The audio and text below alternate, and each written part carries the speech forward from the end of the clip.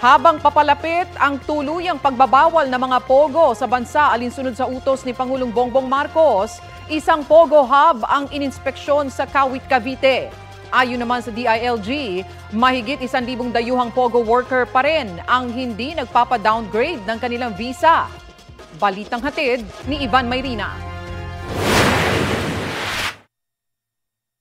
Ininspeksyon ng lokal na pamahalaan ng Kawit, Cavite ang pogo hub na ito na isa sa mga nagtigil operasyon alinsunod sa utos si Pangulong Bongbong Marcos na wala ng pogo sa bansa sa 2025. On December 15, 10 o'clock a.m., we will personally lead the closure of the Pogo Hub. Wala pong meron ng may lisensya pagtuntong po ng January 1, 2025. So, kung meron pa dyan magsasabing sila ay nagpapatuloy na maghanap buhay or ng kanilang operation dahil meron silang valid PAGCOR license, hindi po totoo yun.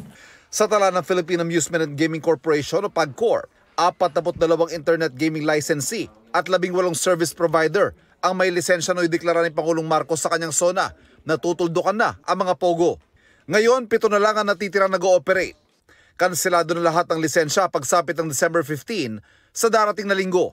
Ayon sa Presidential Anti-Organized Crime Commission o PAOK, lahat na mag-ooperate ng walang lisensya, huhulihin.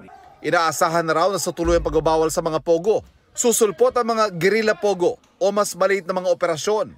Mahigit 100 rogue pogos ang tinitingnan ngayon ng PAOK.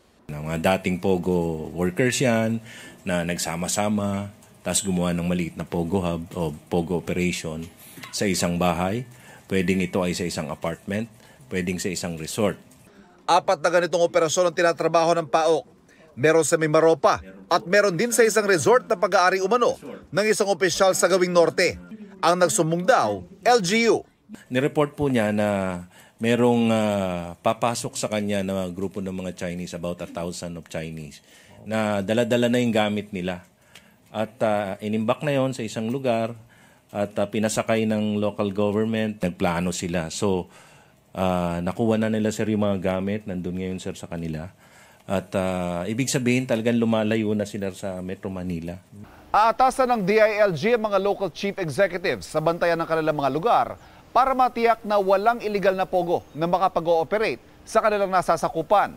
At kung hindi, maaari silang sumabit at makasuhan tulad na nangyari kay dating Bamban Tarlac Mayor Alice Guo. Ayon pa sa DILG, mahigit 1,000 foreign pogo worker ang hindi pa nag-a-apply ng pag-downgrade ng visa. 20 Filipinas who are pregnant with Pogo workers where their husbands were repatriated back to their countries and are applying to come back here. Ivan Mayrina nagbabalita para sa GMA Integrated News.